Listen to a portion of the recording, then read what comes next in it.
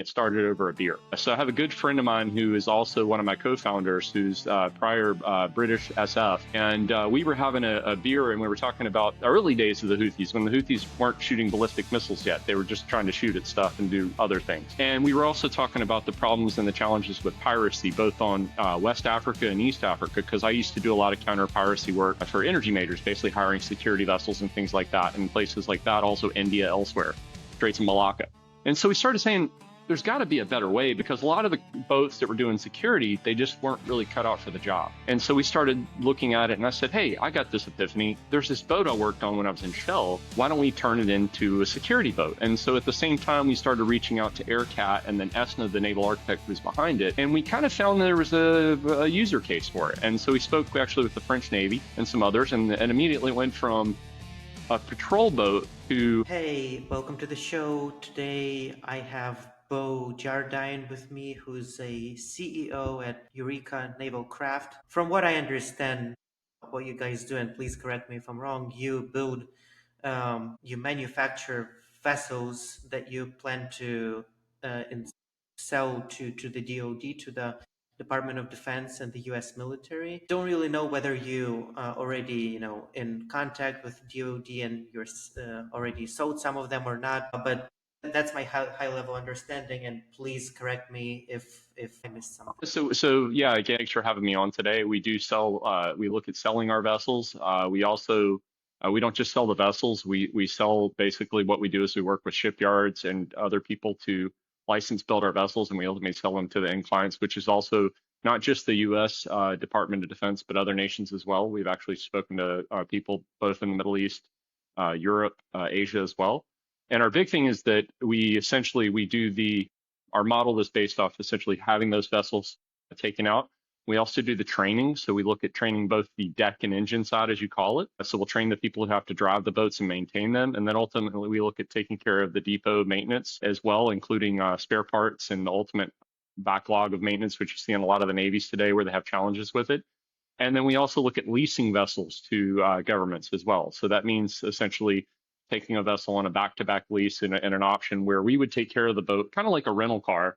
But this whole model comes from the oil and gas market, which is where my origin comes from, where I'd say half my colleagues are from defense, half are from the energy space. And so this model is actually in active use by people like Exxon, BP, Total, Shell, where I used to work.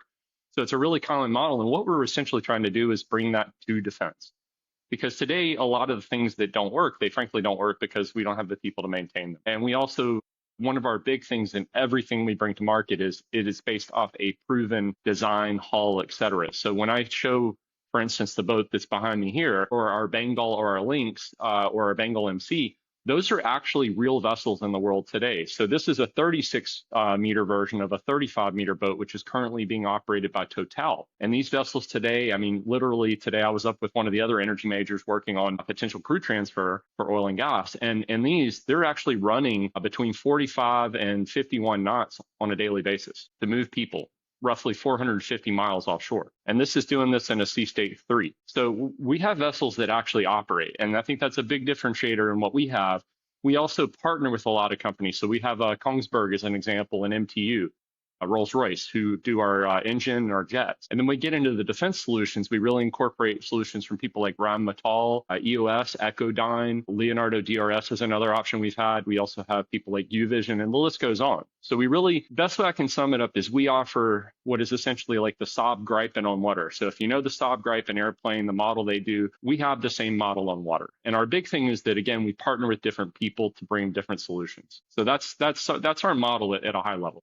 Yeah, so the business is already operational. You have, many different connections and industries you work with. How long have you been CEO of this company? When did you found it? This company was actually officially founded in September, but I'll say the idea goes back almost really 2 years before this. And then our first real debut was at Naval, where we actually had a booth with our sister company, which is AirCat, who does the commercial vessels. And so we actually revealed our vessels. And that's why you see the AirCat name in all of our boats, is because we try to show there is a working commercial lineage for all of our products. They are dual use. Everything we do is dual use. So in that sense, the way it started, and I'll have to say, like any good company, it started over a beer. So I have a good friend of mine who is also one of my co-founders, who's prior British SF, and we were having a beer, and we were talking about the early days of the Houthis, when the Houthis weren't shooting ballistic missiles yet. They were just trying to shoot at stuff and do other things.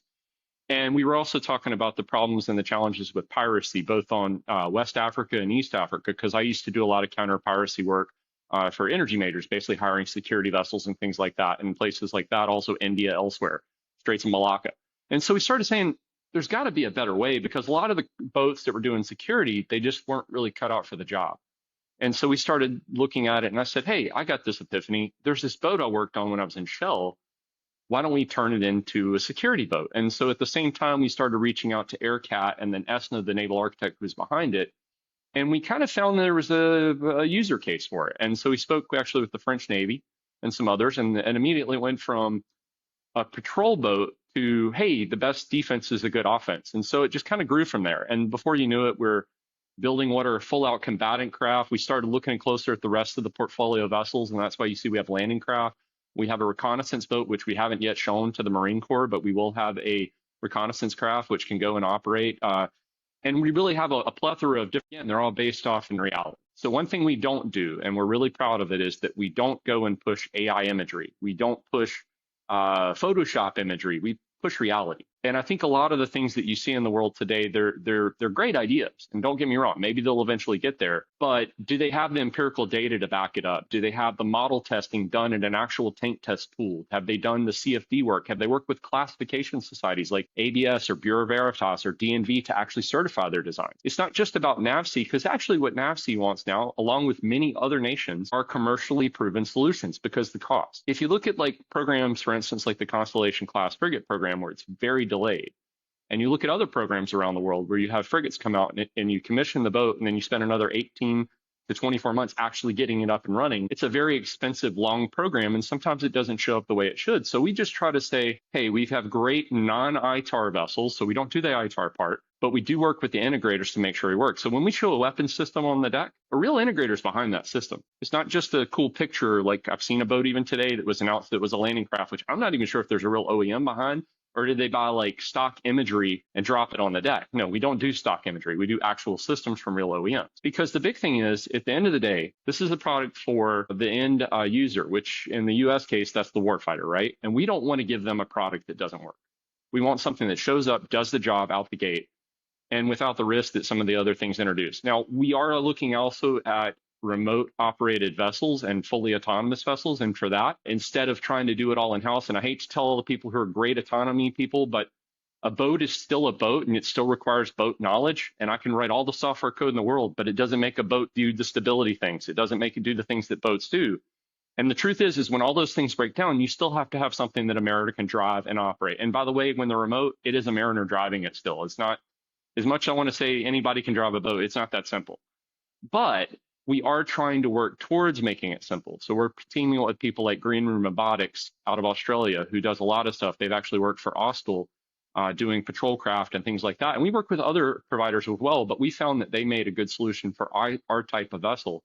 And we team up with them, just like we team up with the other OEMs to deliver these products. So that's our big delineator in what we do, but we also see in this world that the world is shifting towards less manning, more autonomy. I'm not going to say that we're at the world of full autonomy yet. I think we'll get there. And anybody who knows me from my oil and gas days working in BG Group and Shell will tell you I was one of the early people pushing autonomy in boats. I was early pushing a lot of the technologies.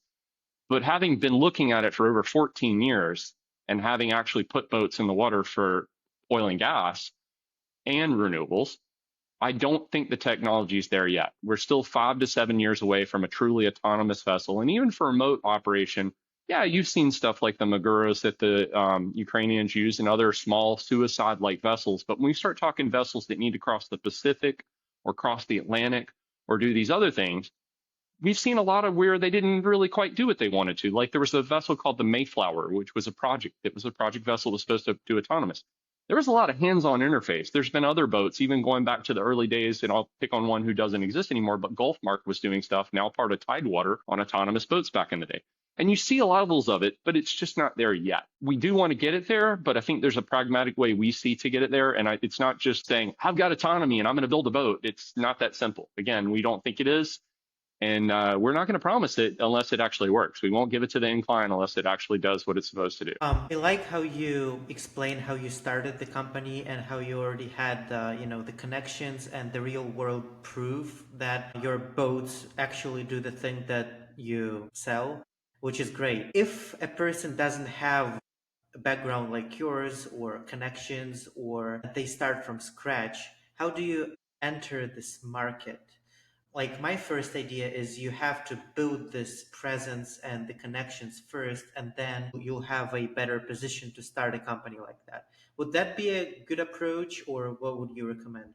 Okay, so where we are today, I'll just put it where we are in the world of reality of where we are. You've seen some big names come along and raise $600 million and have $4 billion valuations and things like that. But the real reality of it is that they've gone through a series A, B, C, and if you've ever raised capital, which I have before, and I've worked with people raising capital. I used to work with Shell Ventures. I've worked with other people. Trust me, it's not as easy as it seems. But the reality is you're giving away things as you do that, and you're losing control of your process and your products. Where we see today, though, is a lot of people have used hype. They're building up the hype. They're running on the back of it. They're saying like that cool thing. And I hate to say we've seen the parallels in the tech industry before, right? We've seen the I have a great idea and failure to launch, or I mean, the WeWorks of the world, the other ones that make these big promises, and they raise a bunch of money, but then they lose a lot of money. And where we see it is that today, yes, that's worked, and it's been a good thing for the industry because it's driven everybody to think, yeah, autonomy can happen. Let's get on it. But the reality is that you still have to have the rubber hit the pavement, and you can show all the greatest pictures in the world. You can show other things, but you have to make it work. And I see today that what's happened in the industry, we have a lot of startups who've built what I'll frankly call them pew pews. Okay, so they're the little miniature, like pew. I hate to say that. That's my little tagline. Is that if you look at it kind of like I can build an RC car. I've got a bunch of them downstairs. I've got little flying drones. Am I building a Predator drone in my garage, or am I building a full UGV in my garage? No, but essentially what we have now is we have people who've built that level of autonomy. They've built those things, and they're great. Yeah, you can make a suicide RC car too. Don't get me wrong. We've already seen it with drones, right? Little quadcopters are now taking out tanks. That works. But then there comes a pendulum. There swings a pendulum where you start seeing people start to counter these technologies, and we're seeing it today. And so if you look at what's happening in Ukraine, there's Maguras getting taken out by the Russian special forces every day now. They're running around in fast boats. They've learned how to counter everything. And it really is starting to switch. So great, these people have raised the capital, and that is one way to do it. Go impress VCs and private equity or whoever. Equity's harder though. These, you can convince a bunch of people to give you little bits of money, and before you know it, you got money. But there's different routes to take. Our route was to go through and basically we've self-funded our development. We took money from the commercial market. We took commercial designs, proven designs, and we evolved them.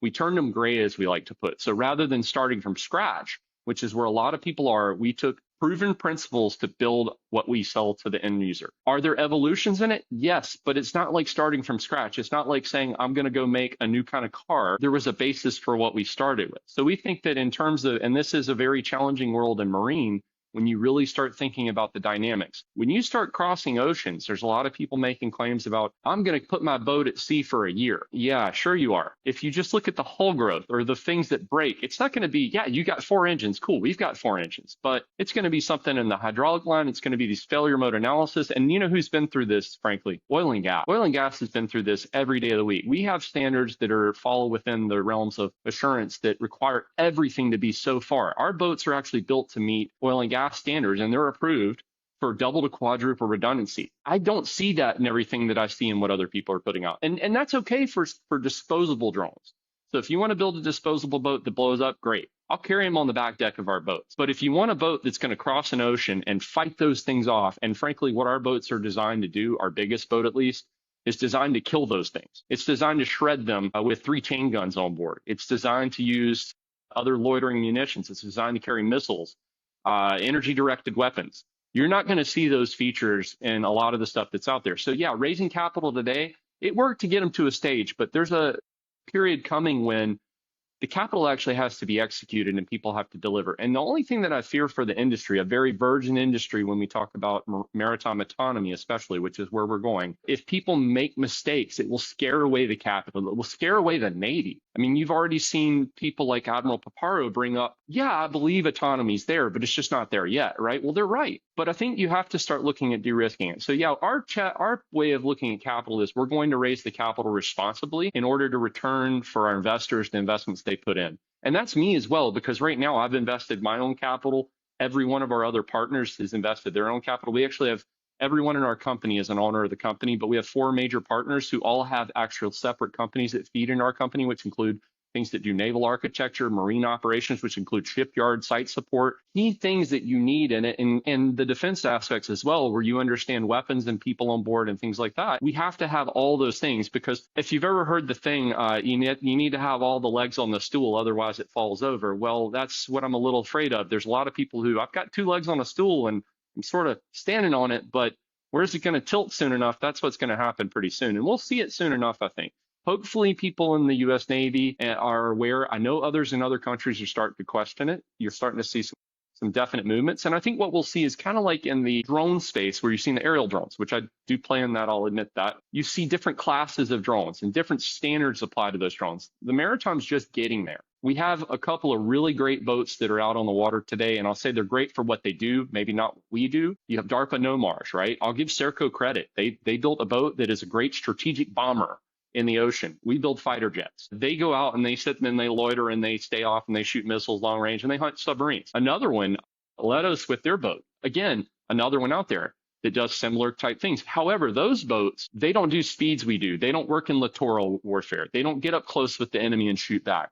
They stay way offshore and they do their thing. They dash up to maybe 25 knots, right? Maybe on a good day. But most of the time, they're cruising at 12 to 14 knots. You go into a littoral zone and go anything less than 25 knots, you're a target. We generally cruise at 35 to 38 knots, 40 knots, and we dash out to 50 as needed. So that's key when you're chasing that, when you're being chased by a 35 knot suicide drone or a suicide torpedo or something else. You need to be able to maneuver and shoot back if you can too. Because guess what? When you get into those littoral waters, the threats just don't come from off in the ocean. They come from the shore. And the closer we get to shore, that's where we accelerate. Now we can dash out, and I'll give you an example. If those bigger assets are out there, that's where I think with the Navy and navies around the world, they need to still have the vessels of the line, like the destroyers and the carriers and all that. And then have these other boats out hunting submarines, doing the job that nobody really wants to do, or launching the other missile. But when they all come under attack and they need that person to come in and take care of it, that's when the fighter jet swoops in and escorts the bomber and escorts that. That's what we sell. We sell fighter jets. And if we're not selling that, we're selling stuff like a landing craft I have behind me, which is essentially bringing Marines into the beach in an armored box that goes 50 knots. Not as far, but it'll come out of a well deck. It'll be launched from a davit, and it'll get them in and get them alive. Or even better, if we go fully autonomous, we'll carry a UGV in and let the first wave into the beach be all drones. We'll just start launching drones out and clear the beach, and then the real people come in. But I think those kind of things don't exist today in the world of warfare, and we're hoping to bring them in. We think that they're needed. And I don't know of anyone, at least yet, who has a product like ours or products. And what's interesting to me is what you mentioned a few times. You came from the energy field, from advising Shell and from working with big companies in energy. It wasn't intuitive to me that these two areas, fields, are that much related, but it seems like they are, because as you said, maybe half of people came from working on the same things that you did. So what is the connection between these two? I think a big connection is look, the military world and the maritime world, especially maritime and oil and gas, very structured. Believe it or not, there's a lot of people who are prior military or even in the reserves who are in the maritime industry. And those things that you learn in those ethos, and I'll admit, I went to a maritime college. I went to Mass Maritime. I was in a regimented society. So yes, I do understand how to stand and march and salute and all, and I understand the chain of command. But those things came to me also because of that background. So I did spend time around people in the Navy. I spent with the Marine Corps, other services around the world, not just ours. And from that experience, that's what drew me in. But I see a lot of other people in oil and gas who could contribute towards defense, because oil and gas is all about safety, redundancy. It's about resiliency in operation. It's about thinking outside the box a lot of the time because guess what? We have to solve problems on the spot in the field. And when you look at things like wells and drilling these wells to depths that are just unimaginable, that you can actually go put a straw in the seabed way down there and do these things, or things like that, it takes a lot of skill to do that. And we're seeing a lot of those skills move into defense, especially when you saw things like the cable lay, like the cables being attacked and stuff like that. You know who's bringing in assets to help support that and protect it? The oil and gas industry. Believe it or not, the same people who look on pipelines, and we have cables in oil and gas too, they're using vessels from that industry to deal with it. So I think there's a lot of crossover. And one thing I'll say is it actually goes both ways, because when I worked in oil and gas, that's who oversees most of the oil and gas helicopter operations or aviation. It's a lot of guys who are ex-military from the UK, from the US. I mean, half of Shell's team is ex-Marine Corps HMX-1. You know, if you wonder, I always kind of go, if you wonder why the president flies in an S-92, or as he calls it, VH-92, it's because it's in use by oil and gas. And so I always kind of go, it does go both ways.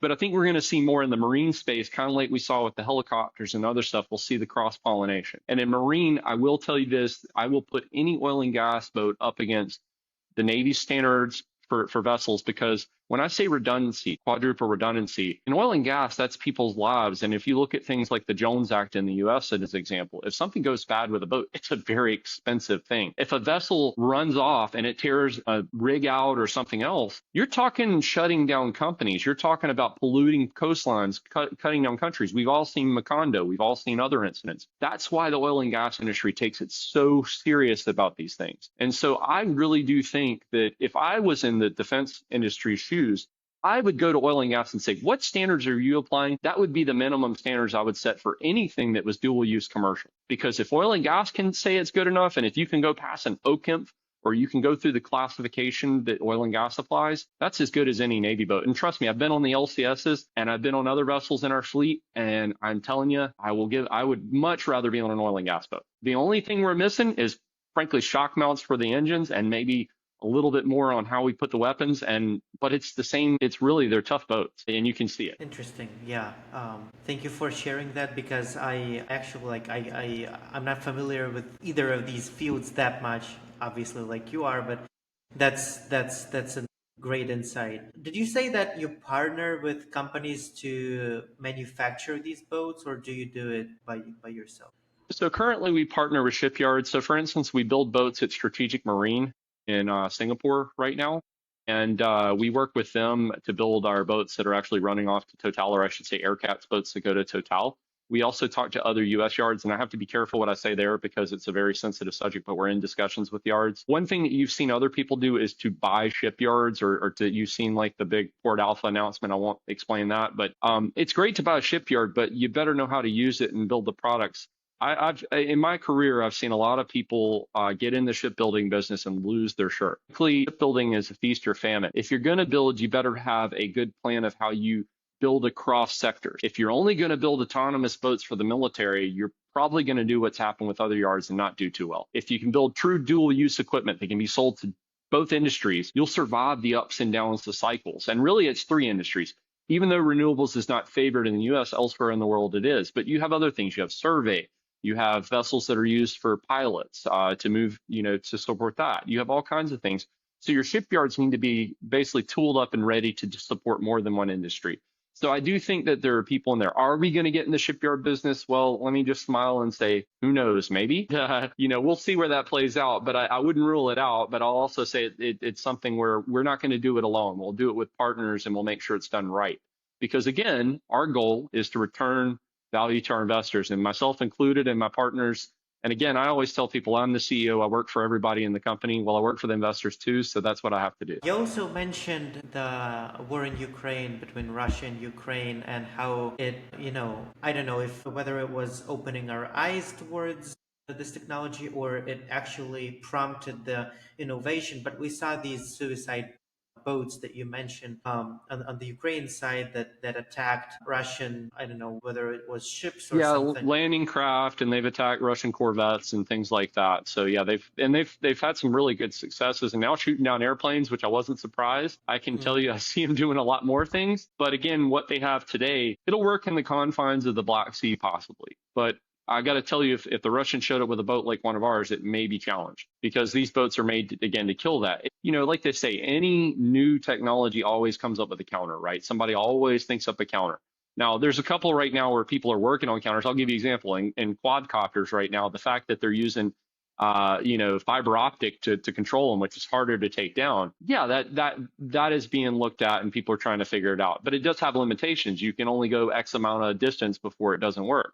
You know, we're seeing the evolution in that technology, but I do think in the marine space we're going to see a new evolution in vessels as well. One thing that we do see heavily, and we work with SH Defense very closely, that's another provider of systems, but we look at modularity. We have some tricks up our sleeve in modularity that we do, and I'll say that we see a big evolution in the modularity of things in terms of what people do with vessels. Because in oil and gas, we have modules that go on the back of boats all day long, and they fit on. By the way, they meet standards to be on, which I'm proud to say I think the Coast Guard is doing this right in our country. They're getting it right. But if we apply the same technologies and we do these plug and play, having a different boat is good. I'll give you an example. Our newest thing that we've revealed to the market, our Bengal MC, is a boat that carries a 40-ton payload on its back deck. What does that mean? That means two 40-foot containers fully loaded, which could mean everything up to a Tomahawk cruise missile, or we already showed it with mine packages from SH Defense with mine lay for remote autonomous mine lay. You can carry a lot of things. We can carry 4 boxes of NSM's naval strike missiles packed 4 each, or even more if you wanted to. We can carry the Sea Dome, the Iron Dome on land. We can carry a lot of different systems because we have that modularity. But to do that, I'm not going to give away all of our tricks, but we have some stuff to make sure also, because a lot of those things are really expensive. We don't want to lose them. You better have a plan to keep them on board, because guess what? When they fall off, that's it. And there's also a limit to what people should put on these autonomous boats, because if you start doing the math, the bigger the payload and you put too much, it gets too expensive. And then what happens is the payload is worth more than the boat ultimately. So if you lose a boat and you lose the payload, and I'll give you an example, our boats right now, we build them in Singapore. It's strategic marine for around 19 million, okay, for this boat. And that's without the weapons. But think about an end client, a military client who puts another 90 million in weapons on a boat. Do you want to put any more than that on a boat that's only worth that much? No. I mean, that's like your own life. Would you ever do that on anything, make that investment? No. So we do think there's a limit to what people will do with autonomy today, just because of the sheer fact you may lose it. And I think that you see parallels in the aviation industry, you're seeing it in other areas. So that's what we see today. And I do think that I would challenge people who are looking at this in defense to don't put too much on the boat. I mean, you can put it in, but just realize that there is a diminishing return. And maybe it's better to have asymmetric warfare and spread it out amongst a bunch of assets. But I'm not talking 1,000 little suicide drones that, by the way, do you know how many rounds from a 30mm chain gun it takes to take out a suicide drone? One. Yeah. Do you know how many rounds each chain gun carries? Do the math. A lot, yeah. I mean, I'm just saying. So if you want to launch 600 drones and I've got 10 of my boats out there, probably going to kill every one of them. Just saying that. So to all the people who think that suicide drones are the way, I'm not so sure. And the only thing that makes me nervous is UUVs, underwater vehicles, which they're harder to detect. They can get up to 500 meters away from a boat before you can get them. But that's where we excel, because guess what we got? We got speed and SES boats, which is what we are. We're a hovercraft and a catamaran had a baby, a surface effect ship. With our 6th generation SES technology, we're harder to pick up by those kind of assets. So we do really well against submarines and mines and other stuff. And frankly, a 12 to 14 knot, top speed 25 knot boat, it's a sit and duck. And before we end the episode, is there a final message you want to put out there for the listeners? I would just say to all the listeners out there, check the facts, look at the pictures, look at what people promote. And I'll give you an example. There are images of vessels on the water today that, frankly, if you looked at them, you just measured them and thought about putting in your bathtub, let's just go simple for the people who don't know boats, it would tip over. Kind of like that North Korean ship just did, right? The famous one where he put too many missiles, and some people say that's why he tipped. But the point is things like stability calculations. Those are physics things that don't change. They haven't changed forever. Archimedes' law is still there. You still have to worry about these things. So check the facts and what people say. Look for the performance data that shows what they did. Ask for them to say, especially if we're talking dual use, show me what you did in oil and gas. Show me that platform worked and give me a track record. Show me the evolution of it. Show me the model testing. Show me that stuff. And then I think if you do that, you'll find that you get good products at the end of the day. And I welcome anybody who comes on and brings those things to the world, because guess what? I got friends in the field who are doing these things, operating these, and I have two little boys, and I just hope that when they get to the point, if they are operating this stuff, it keeps them safe and it keeps our country safe, and it keeps all of our friends safe too. Because I hate to say it, all these things are being designed and brought back. We're in a Cold War 2.0 because there's too many bullies. So let's just put all the bullies to the side. We don't have to beat them up, but we can just say it might not be a good idea to be a bully, because all these things will come get you. And I think that's what they call deterrence, right? But let's check the facts before you sign on the dotted line for what it is. And don't believe the pictures and don't believe the hype. Check the facts. Thank you, sir, for coming to the show, for sharing your story and insights. Many, many thanks. Thank you. It's great to be on.